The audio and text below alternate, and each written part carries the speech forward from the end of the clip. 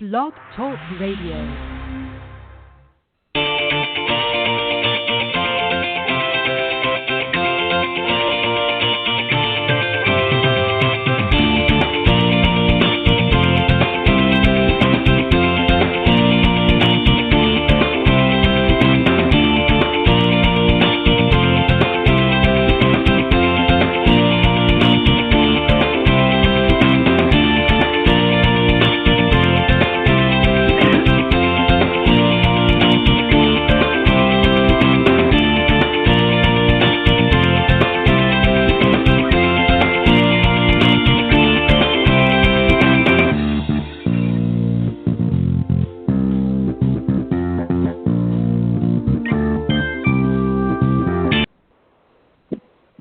All right, good morning, everybody, and welcome to the Women of Golf Show. I'm Ted Odorico, and joining me back alongside this week, of course, is Legends Tour player and LPGA professional Cindy Miller, and we are the hosts of the Women of Golf Show. Good morning, Cindy. Good morning, Ted. How are you doing today? I'm doing very well. Welcome back, Cindy. It's been a long couple of weeks without you.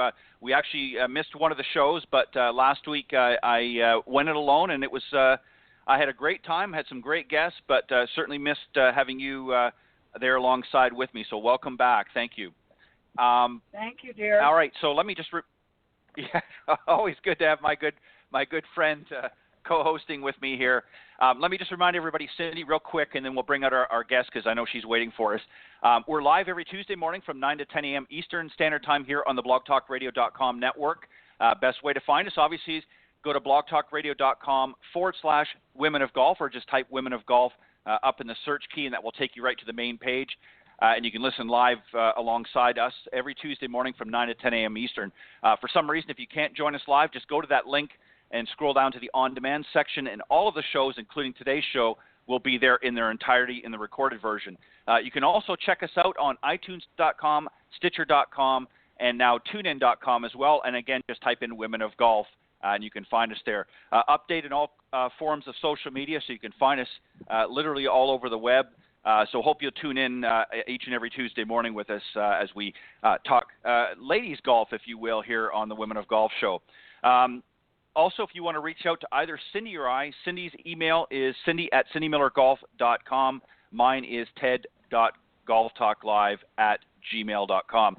So, Cindy, we're going to have a really interesting show this morning.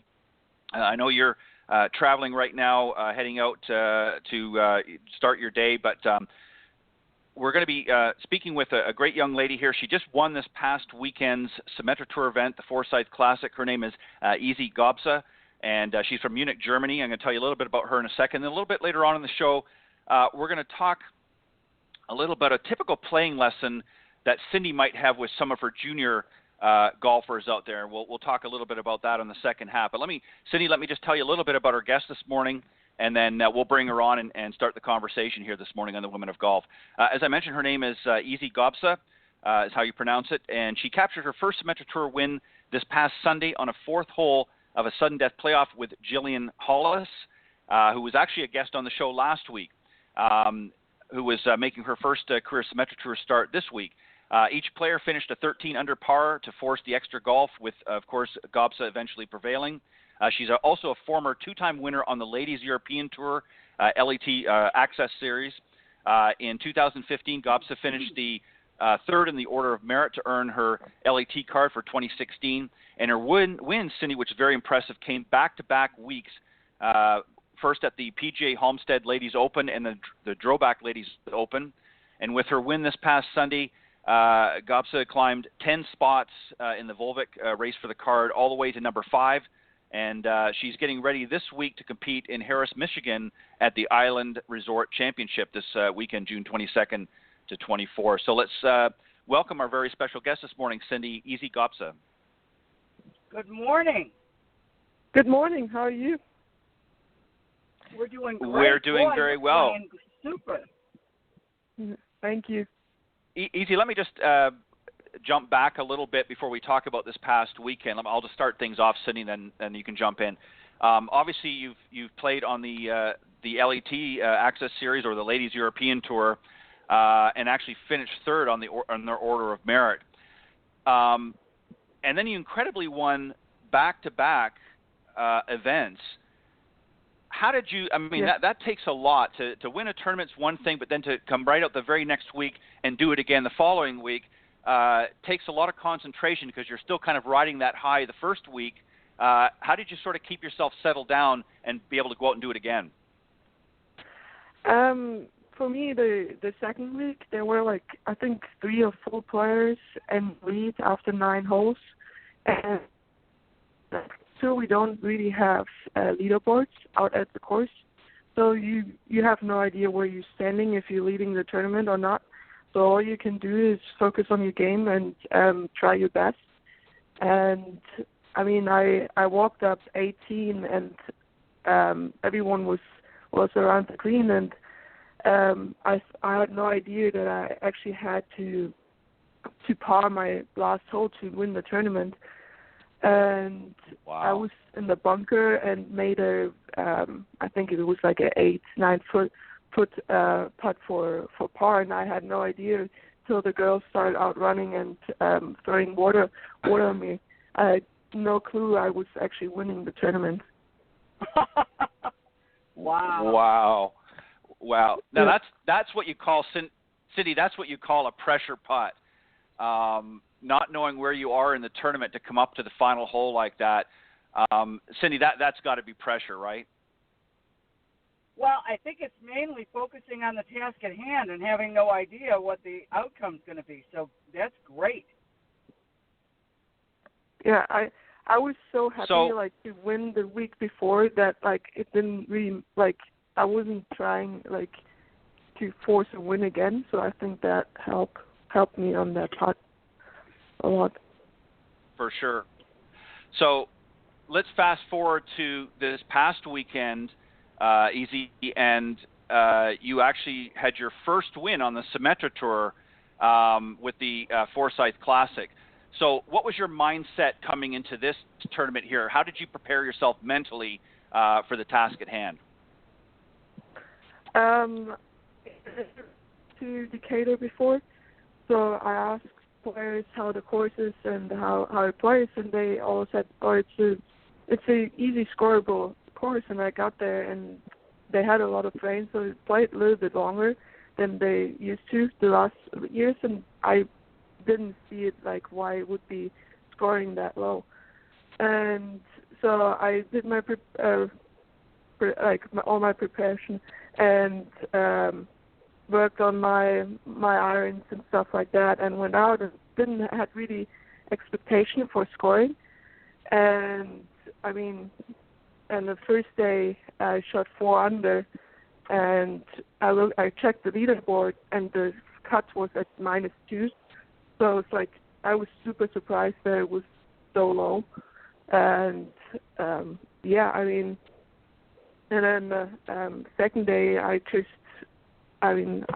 shot 65 and had a really good run on the back 9, and I eagled.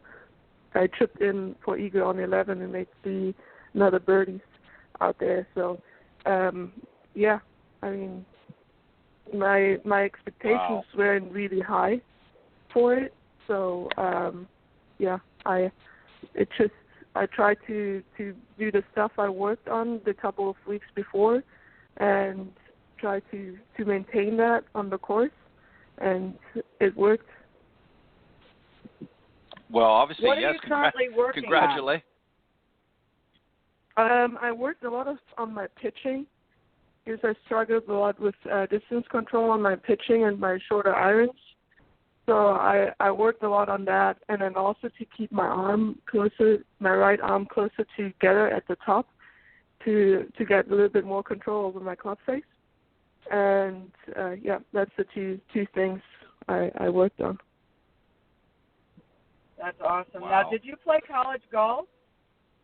I didn't go. I go to college. I went straight after high school to Ladies European Q School, and I made the deal with my parents. If I make the first time Q School, I will turn professional. And I shot 5 under in the last round to make it by 1. So wow. I was yep, there you go.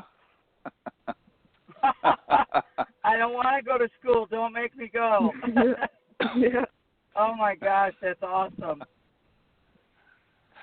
Wow. Well, obviously, congratulations on the win, another win. And you know, would you agree, EC, that you know, having a lot of determination and a lot of self-confidence has helped you throughout your professional career so far? I think that obviously, you know, there's always going to be things you're going to have to work on, as you just mentioned, your pitching being one of them. But you obviously have developed a lot of self-confidence in your game that gives you some momentum when you go out and play the course. You know what to do. You know how to prepare properly and execute the shots you need to shoot. Would you say that level of confidence is something that has helped you so far in your career? I mean, of course. I mean, I saw it my first 2 years on European tour.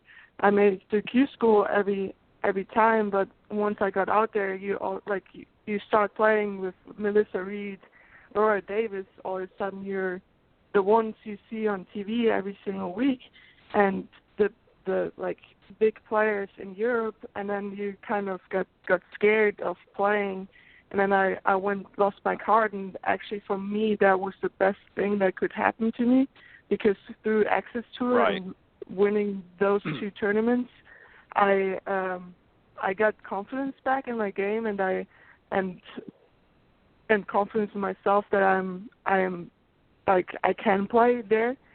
And I think the same thing started on Symetra tour, and I got pretty confident with my swing and my changes, and I knew like if I get it like that stuff done, I can shoot low. So and then you start seeing hitting close on the course, and then all of a sudden you get more confidence through the round, and then like obviously that helps you a lot. That's awesome. Right, exactly. Cindy, go ahead. You got a question for EZ? So who's your coach? Who do you work with on your swing? It's Sean Holden. He is with the Ledbetter Academy in Championsgate. Do you live in Florida and they went or the summer or on the off? I got really good friends down there. I can stay with in Florida for the off weeks, but because I'm still playing on the European tour, my season starts or goes from like till December, and then I'm taking like 2.5 months off, and then maybe I'm 4 weeks in Florida to prepare, and then the season over here starts again. Wow, awesome. Wow. So you've obviously got a lot on your plate as well, between playing here in the United States and then obviously wanting to continue to compete on the European tour. What parts of your game? Now you mentioned a moment ago some areas Cindy asked that you were working on, your pitching and so forth. What parts of your game give you the most confidence? What's your strongest parts of your game? My driver and my ball striking. How far do you hit your driver on average? 270. What the heck? Is that carry or is that with roll? That's roll. That's roll. Yeah. Carry would. Oh, okay. That would be a long way. How tall are you? That makes me feel a little. I don't know it in foot. 170. So I think that's 5'7". Awesome. Yeah, I think you're right. Yeah. Wow. Yeah. That's still pretty impressive. 275 with some roll. I don't know what the young ladies are doing there out in tour, Cindy, but they're starting to get longer all the time on the golf course. Now, Easy, you obviously are up in Michigan. You're going to be playing this weekend in the Island Resort Championship, again on the Symetra Tour. So you're just coming freshly off a win. So obviously, the adrenaline's going and everything's sort of pumped up a little bit for this weekend. What are you going to do now that you're there? What are you going to do to prepare for this week? I think the main thing is to get back into the tour and to start or to do the same thing over and prepare this week the same I did the last tournaments, because out here there are so many good girls and there are so many good players, and I mean you can't slow down or anything in order to get your card for LPGA. Right. Now, do you travel with anybody? Is there any family that travels, or you just travel with some of the other girls on tour? My mom is with me for the last 2 weeks and this week. She came out for my birthday. It was 2 weeks ago, and then we did the 3 weeks together. It was really nice, and I was really excited because I didn't see anyone of my family for quite a long time. And then my brother is coming out sometime and helping me caddying, and if not, I'm with other European players and traveling together. Right. Well said. Cindy, go ahead if you got some questions.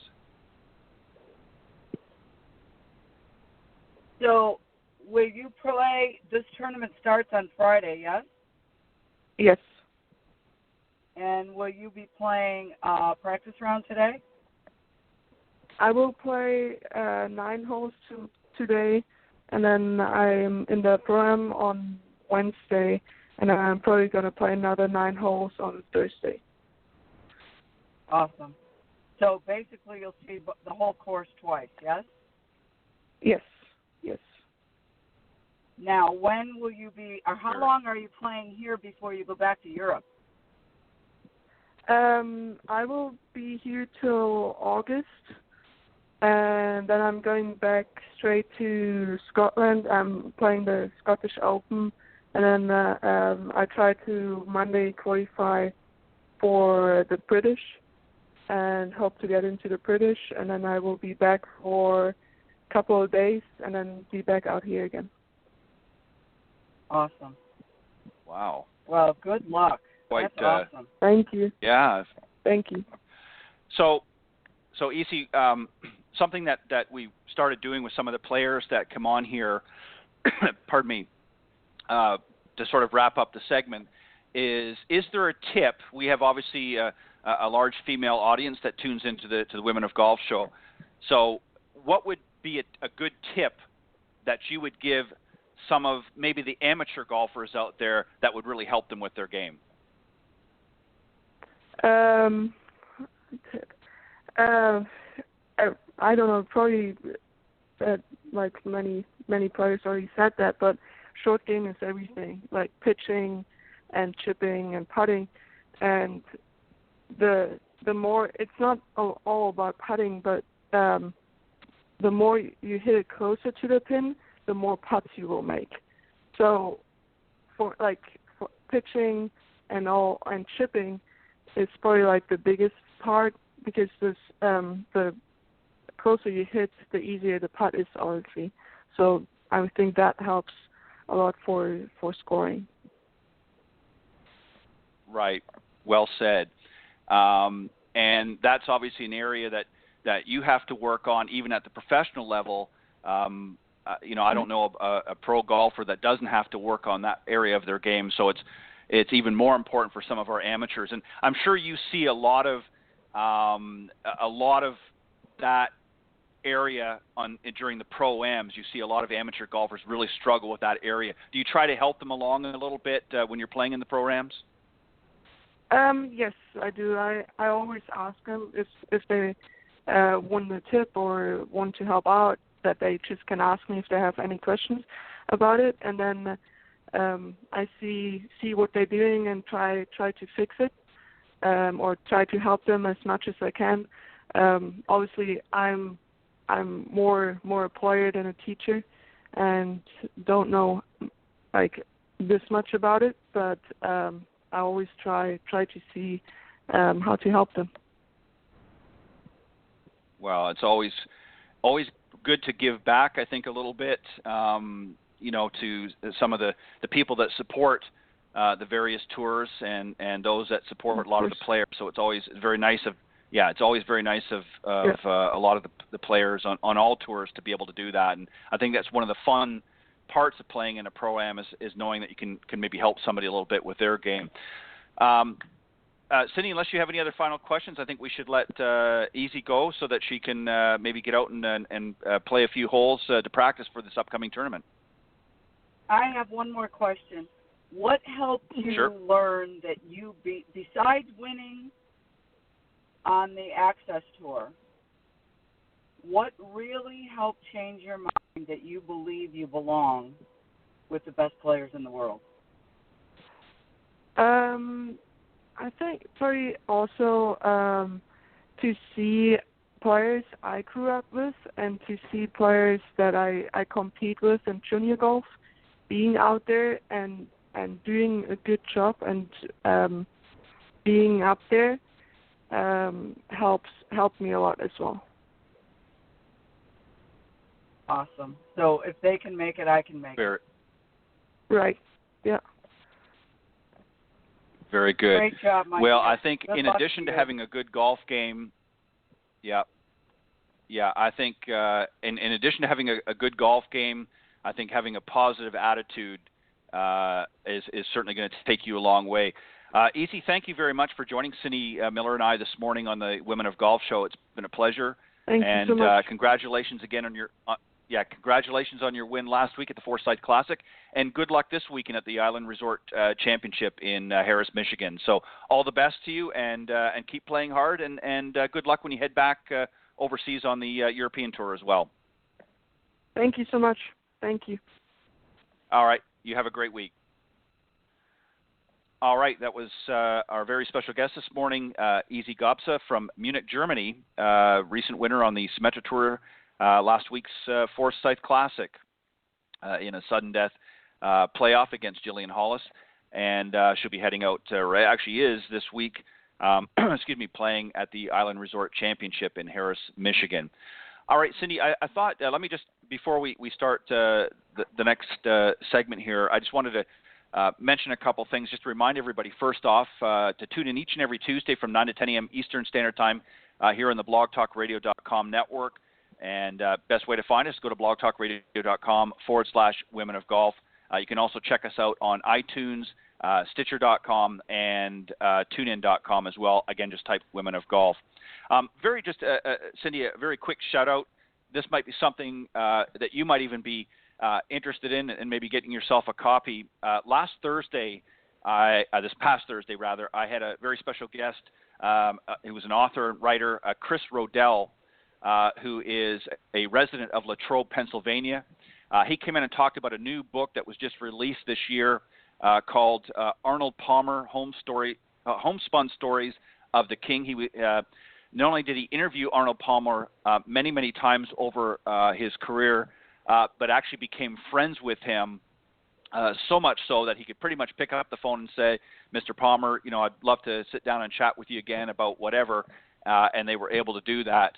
And it is a fantastic read. He talks about a lot of things, not just the things that most people knew about Arnold Palmer, but a lot of interesting things about his hometown, Latrobe, Pennsylvania, of course, which is where Arnold Palmer came from, and just how much he was just a very down-to-earth gentleman, and just how much he was loved internationally as well as here in the United States. Some really great stories. He interviewed hundreds of residents of Latrobe, Pennsylvania, about Mr. Palmer.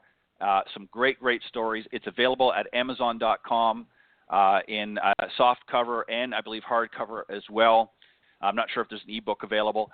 Or you can also go, they're stocking it now as we speak, at Barnes & Noble. So check your Barnes & Noble store if you're in there, or go to Amazon.com. And it's, again, called Arnold Palmer, Homespun Stories of the King. And it's authored by, written by Chris Rodell. And the forward, actually, Cindy, was put by Gary Player, who, of course, was a very close friend and confidant of Mr. Palmer. So it's a great read. Definitely, if you get a chance, maybe pick up a copy. It's well worth it. It's a very interesting book. So, Cindy, one of the things that I wanted to talk a little bit about with you this morning, I know that you do so many great boot camps and different things with a lot of junior golfers out there, and I thought we would talk a little bit about playing lessons. I know that you do them, and you believe in getting the folks out on the course and working through some of the challenges that they face out on the golf course. So I thought we would talk a little bit about that, and to put a little bit different spin is maybe focus on maybe some of the junior players. So I know that you do that, but when you typically do a playing lesson with some of your junior golfers, do you try to cap the number of holes that you play, or what typically is the format that you do? We typically do a couple hours, and I take them on a short course, which is only 3 holes. There's a par 4 and 2 par 3s, and so we play these 2 holes over and over, which may seem redundant, but I want them to get comfortable, knowing what's the best way to play the hole, and what makes the most sense to them, and to become aware of yardages. So all the things that don't have to do with your golf swing, and shot choice, and club choice, and course management. So we do a couple hours. We've been doing them every single Friday up here in Buffalo. And we typically only have 3 students and a pro. So Alan and I do them together so that each student, has enough attention. What about you? What do you do? I don't typically do it with juniors, but I do obviously with a lot of my corporate types. And essentially I do the same thing. I try to limit it. I've talked to others, and in fact, I've had some guests on the show recently on Golf Talk Live that we've talked about clinics and playing lessons and things like that. And some of them might do a 9-hole, or even some have gone up to an 18-hole playing lesson. I try to stay away from that for a couple of reasons. It takes obviously a lot of time. It's a little bit more difficult doing. Even the 9-hole, it just takes a lot, and I think people get just a little bit too, kind of away from it. I like to do what you're doing, 3, maybe 4 holes tops, and I might play a few of them over again. And I'm going to ask you a question first, and then I'm going to answer it as well about preparation. Obviously, my people warm up on the practice tee to just to get things loose and with some stretching and things like that. But do you do anything specific to prepare for what you're going to have that particular day out on there? Is there anything special that you do to get them ready and warmed up for that, or no? No, they eat some balls on the range just to loosen up. I want them to do what they would do when they're playing normally. And a lot of times most people don't take the time to warm up on the range. They're hurrying from work and they're trying to rush to get there. But we warm up on the range and then we go tee off. Right. I pretty much do the same thing. Sometimes if I know that we're going to be working on specific things, for instance, when I'm out there, and you may do a lot of the same or something certainly similar, I like to create different scenarios. I don't always just like to play the holes straight as they are. I mean, obviously we'll do that as well, but a lot of times will specifically throw a little monkey wrench, if you will, in there, and I will say, well, okay, you've hit a bad tee shot here and you're over in this area here. Maybe there's a fairway bunker, or maybe there's some deep, thick rough, or some other situation. And I will purposely put them in that. And a lot of times what I will do on the range while we're hitting balls, obviously some students that I've worked with for a little while, I kind of know the pros and cons of their game. But if somebody that's fairly new that maybe has only had a lesson or two with me that I'm still trying to figure some things out about, I will try to find something that gives them the most anxiety or fear out in the golf course. Like, for instance, some people don't like, greenside bunkers. They're just petrified. Well, you can bet your bottom dollar during that playing lesson we're going to be hitting some greenside bunker shots. So I like to put them in that because I want them to not be afraid. So those are some things that I will do when I take them out there, especially with my corporate types, is I like to put them in scenarios that they're going to be faced with out in the golf course. What about you? We do the same, and we also do a lot of, we'll do like a scramble. We'll bring the group over to a situation and say, okay, how are we going to get out of this? What's the options here? What shot choice do we have? What clubs should we use? What's the smartest play from this obstacle?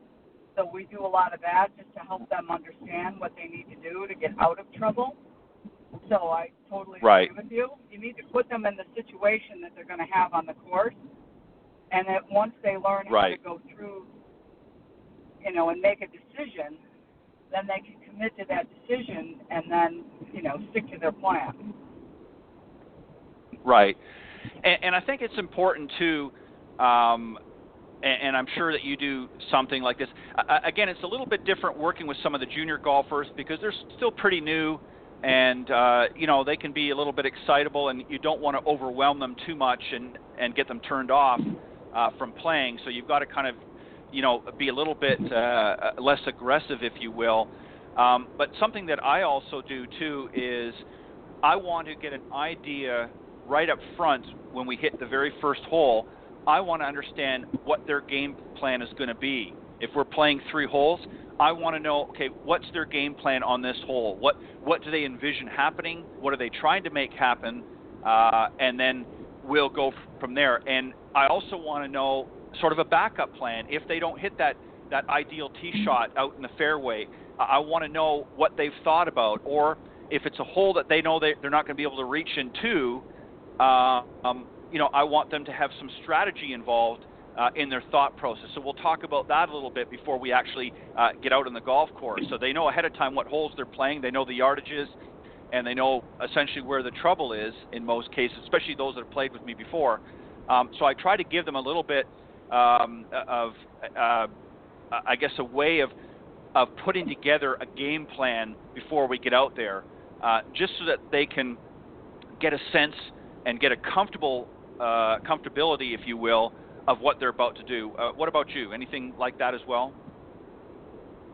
Well, I kind of ask them what they're looking for, and some people sign up and they really, I'm hitting my driver pad.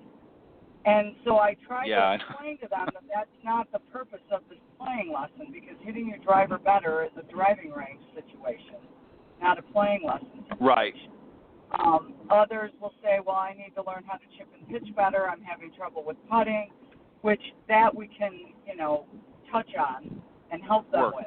But I make sure that they're very aware that this is not a fix your golf swing session. This is how do I play golf? Right.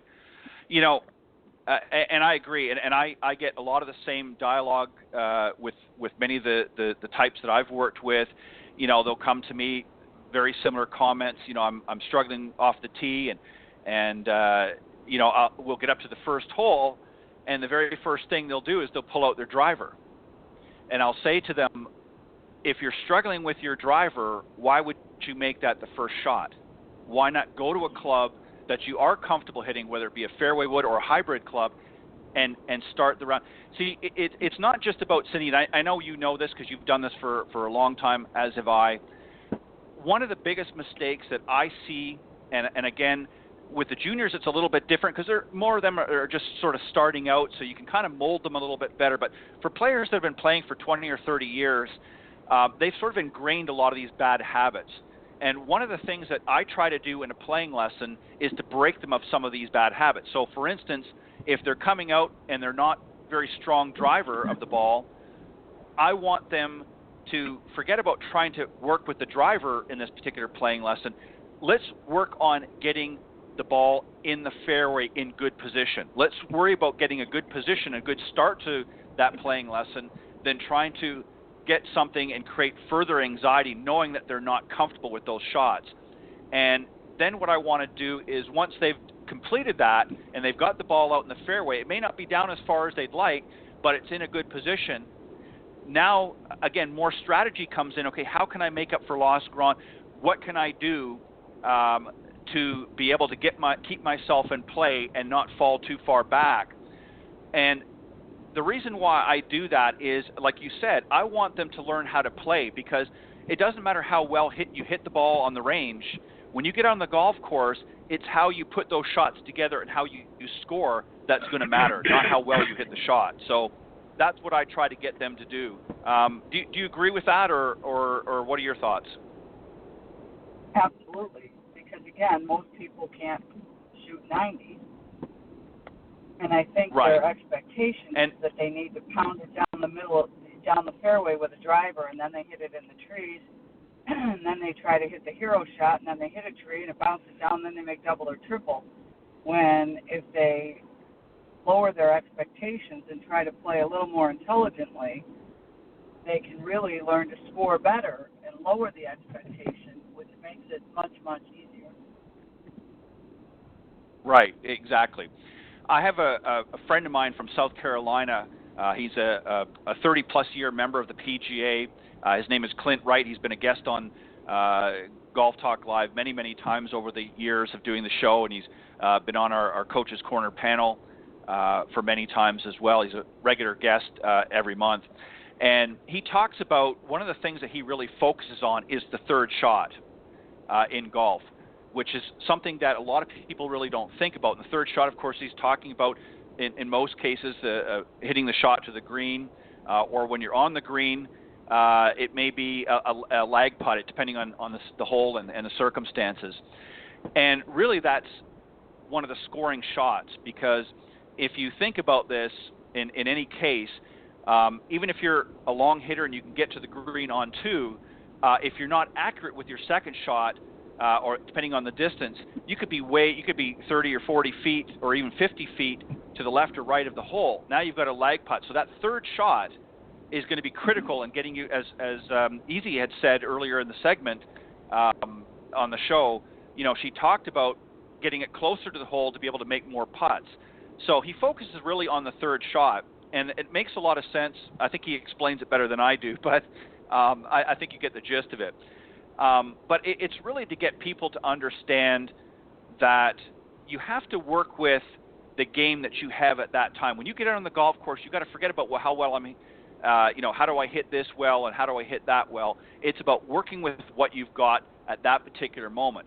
Then after the round or after the playing lesson, then you can go back to the practice tee and work on some of those areas that you struggled with. But out on the golf course is not where you want to do that, and that's a big flaw, a big common thing that I see is that's what they seem to want to do is, well, let's work on this, and that's really not the place to do it. We want to put it all together and give them the best opportunity to score to keep those overall scores down. Something else, Cindy, and I'm sure you probably do this, and I'm going to let you start first with it, but what are some things that you try to watch for while you're out there besides the ability to hit the shots properly and hit them, execute them well? Some things that I look for is nervousness, indecision, sort of a lack of what to do. What are some things that you try to make a mental note of as you're watching your players? You know what amazes me is so many of my students walk up, they might not really even line up, and once they're over the ball, right. They never look to see where they're going, and then they hit it in the woods. And so I try to make them very aware that they're not even lining up to hit the shot. They're just stepping up and swinging. So it's things like that they, again, no one's trying to mess up on purpose. We know that. But no, And Right. I think that's why they do the playing lesson. Show me what I don't do right, and how can I improve. And Right. and to me, indecision, not knowing how to plan a shot, and not lining the shot up, not doing a pre-shot routine, all that. Walk behind it. Let's line it up. Line up with the club face, not your shoulders. All those things. They're like, oh, I didn't know. So it gives them a lot of things to work on once you're done. So they have homework to do that will help them shoot lower scores. Right, exactly. And that actually brings me to another question that, actually, let me back up for a second. Do you keep track of their stats when they're out there in these playing? Like, do you make a mental note, or do you make even a written note of how many fairways they hit, how many greens, and how many putts they made? Do you keep stock of that, or do you have them keep stock of that, Cindy? When I'm out there with them, I ask them, once we're done, how many fairways did you hit, how many greens? You really did pretty good, because they're typically very judgmental. We did a playing lesson Right. last week where one of the gentlemen said, I'm putting terrible. He birdied the first hole. He didn't three-putt the whole time we were together. And I said, there's really nothing wrong with your putting. You might think there is, but there isn't. And so I asked the kids, a lot of the juniors, how many fairways, how many greens? Well, I don't know. My dad has that. Well, it's time for you to do that. You got to be accountable Right. and responsible, because you can come back to me and say, oh, well, I did really well. I had a young girl playing in a Hurricane Junior Tour event this past weekend. She had 46 putts. I mean, wow. That's ridiculous. What are you thinking? Yeah. So, she's coming in this week, and I'm going to say, okay, well, what's the issue? And her father said she was very tentative, and I'm like, well, you can't play scared, and you can't protect. Right. So, again, there's another issue. It's not just her putting stroke. There's something else going on. So we're always seeking to find the bottom line. And typically it's trust. Yeah. And this is why, I mentioned, I like to watch for things. I mean, obviously I expect any student is going to be a little bit nervous, with me standing there and sort of keeping an eye on what's going on. There's always going to be a little bit everybody's nervous. It doesn't matter who you are. Even some of the most accomplished players get nervous, and that's a good thing. You can actually tap into that nervous energy a little bit. But also apprehensiveness or indecision also creeps in. That's something I make for instance, if you get somebody up there and, they're going back to their bag 3 or 4 times, picking a different club each time because they don't know what to do. And it's because they haven't really thought. One of the things that I always like about watching the pros, and I always tell people, if you're going to watch a golf tournament, don't just sit there and look at the technique and how they hit the ball. Watch about how they approach the ball, as you pointed out earlier, how they step up. What's their routine? And you will very seldomly see on any of the, whether it be the PGA or LPGA events or Legends events or what have you, will you ever see a player go up there with indecision? In other words, they'll come up to the shot, if they're out in the fairway as an example, they'll talk about with their caddy. They'll get the information from their caddy, they'll process that information, and then they'll make a decision. They get up there, they execute. Very seldomly will you ever see them step back to the bag and change out clubs or change strategies. And the only few times that you will notice that, Cindy, in most cases, is if there's outside elements, like if the wind picks up, if it's gusting a little bit more, they might have to take more club. But once they do that, and this is something that I watch for with my players. I mean, obviously, I know they're not out there winning on the PGA Tour every week, but I watch for their indecision and their lack of decision making on the golf course. If they don't know what to do and they haven't sort of formulated that game plan, those are things that I watch for. And then when we get back, and this is going to go into the final question that I've got for you, is sort of a post playing lesson review. What are some of the things that you discuss and talk about with them? And I know you've already alluded to this, but then also do you give them sort of a homework assignment for the next time they come out, that things that you saw that day in the playing lesson that maybe they need to work on and you want them to prepare for the next time? Well, we kind of touched on this, but I say, this is what you need to do. I give them a sheet, so I pay attention to how far they're hitting the ball with certain clubs. Right. And we give them, their yardages. This is what you're going to hit from this distance. So make sure that you're aware. And then I help them understand what the wind's doing and their lie and the playable yardage. So there's a big difference between raw yardage and playable yardage. And I make them very aware of that. Right. So that they can make better decisions on the course and how to play away. I call it acknowledge stupid and play away from it, which means, stupid would hit it in the water. Yes. Stupid would hit it in the bunker. I'm not stupid, I'm going over here. So instead of saying to themselves, don't hit it in the water, which their brain doesn't hear, their brain hears hit it in the water, then they know how to better prepare to hit the shot. So they have some, tips and ideas to work on before they come back for their next session to make sure that they know, number one, how far they hit it, that they're going to line up, that they're going to commit to the shot and to the task at hand, and then prepare and produce the shot. Right. And I essentially do the same thing, when working with my students, is what I try to do on, one of the holes. Like I said, we may play 3 holes and we may rotate around and play a couple of them again, is I will give them certain information based on where we're at on the hole, much like you do.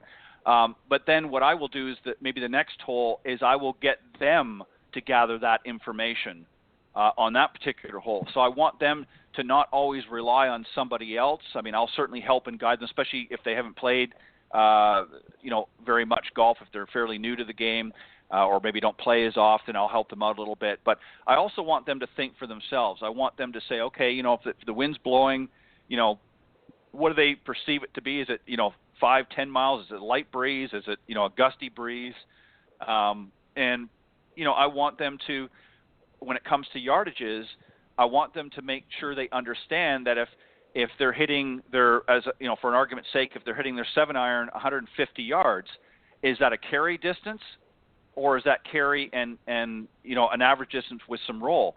Obviously, conditions can vary that a little bit, but they need to know that, because if they're, if the flag is exactly 150 yards, a 7-iron might not necessarily be, if they're carrying it 150, a 7-iron might not be the best option, because they're going to be landing, but if the ball, depending on where it's located on the green, they can end up rolling over the green. And if there's bunkers or water hazard or something that's wrapped around it. So I want them to use the information that they gather as well to be able to formulate a good game plan when they're out there. And I think that's critical, and I think it's important for them to understand that, because they're not always going to have somebody there to help them out on the golf course. So I try to do that as well. And I want them to think. I want them to think when they're out there, and not just, like you said, play stupid. And there are, unfortunately, some that we get out there. I hate to be critical, but, when you've got water all over the place and you're not good off the tee with your driver, that's not the best option. And you need to think about that. And that's what I try to do, as I'm sure you do with your playing lessons. And you said, about giving them homework. I do the same thing too. I give them some assignments. I don't try to give them too much.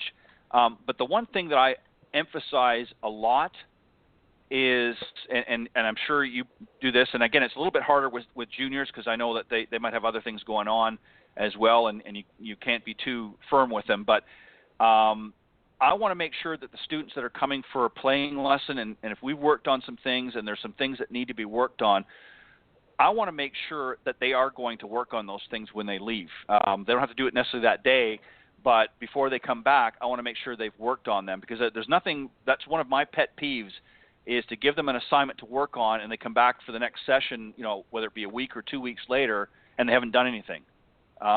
What do you think about that? Well, they're only hurting themselves if that's the case. Right. And again, I like what you're saying about helping them learn how to make the decisions so that they can become self-sufficient, because they can't always rely on someone else, whether it's mommy or daddy or you or me.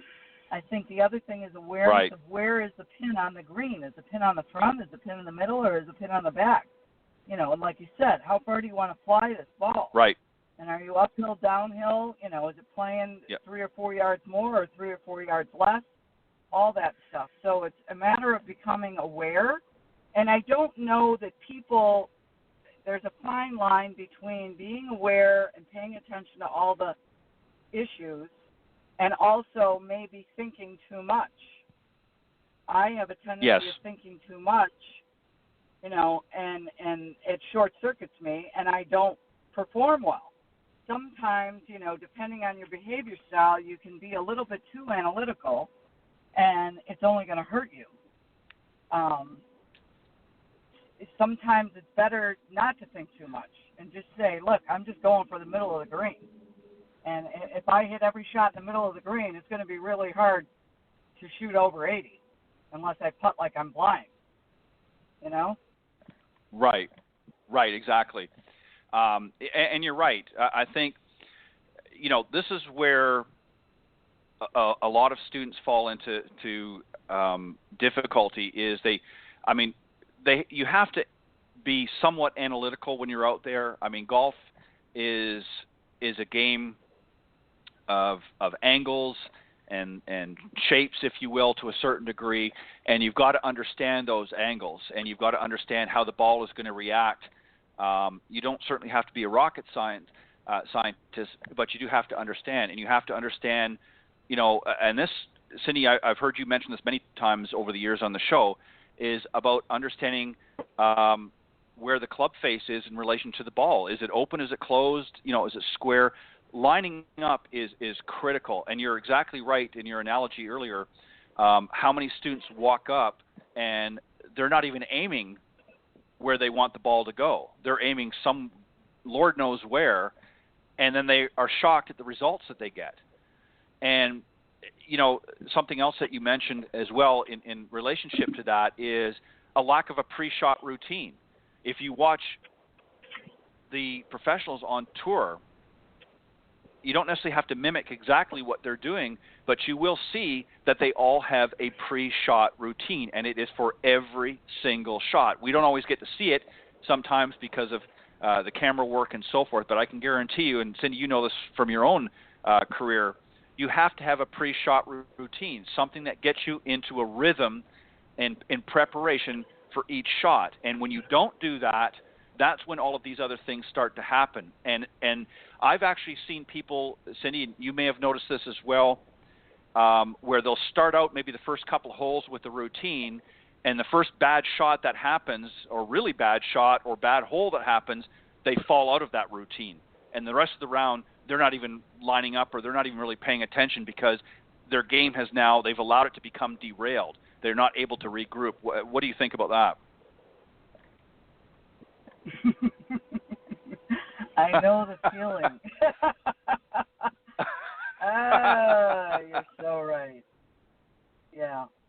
But you know what I'm talking about, Cindy. You know, and it happens to everybody to a certain degree. Obviously, those that are, you know, these people, and we're not trying to, you know, say that our amateur players need to be exactly as the tour players are. I mean, they don't have the wherewithal to be able to be out there every single day like the tour players are. But there's a lot of great tips. You know, I always find it very interesting when I come into a clubhouse or something, and I'm talking with, you know, just chatting with some people, and it's interesting what they notice watching the players and what I notice. And I guess maybe being a teacher, you look at different things, or you look at a player a little bit differently maybe than some of the average fans. I don't know, maybe you don't feel the same way, but, you know, I watch how they carry themselves on the hole. I watch how they prepare themselves for each shot. And that, to me, tells a lot. I can almost tell, not certainly in every case, but whether a player starts getting out of rhythm on tour you can almost predict what's going to happen with the shot because they're not in that rhythm. Oh, They've lost that rhythm, and I've seen it. You can see it. Yep. Yeah. Yep. And it's amazing what happens. And this is something I know, Cindy, you've talked about many years with your play. I know sometimes you've had some struggles and things like that, but then, you know, once you get yourself focused back on, you're able to pick up and move on, and that's what you have to be able to do. And that's one of the things that a lot of players, a lot of our amateur players struggle with, and that is what to do in a situation where, you know, all rails have come off the train or off the track, if you will. How do you regroup? And that's something I think, Cindy, I know we've talked a little bit before in the past, but might be worth having a little more in-depth discussion sometime on another show. But Cindy, I know we've got to head out. I know you've got some things to do, and I've got as well. So we've got to wrap this up. But we want to thank everybody for joining us this morning on the Women of Golf show, for tuning in. And we want to once again thank our special guest, Easy Gabsa, winner of this past weekend Symetra Tour event, the Forsyth Classic. And we want to also thank Zach Sapanik from the Symetra Tour for help arranging to have some great players come on each and every week. We appreciate it very much. And we want to, most importantly, want to thank all the listeners for faithfully tuning in each and every week here on the blogtalkradio.com network to the Women of Golf show. We enjoy bringing it to you. We hope that you learn as much as we learn putting this show together, and hope that you'll continue to tune in each and every week. So on behalf of Cindy Miller and I, thank you for joining us this morning on the Women of Golf show, and we will see you next week right here on the blogtalkradio.com network. Thanks, Cindy, and have a great weekend. You too, Ted. Thanks. Bye-bye. All right. Bye-bye.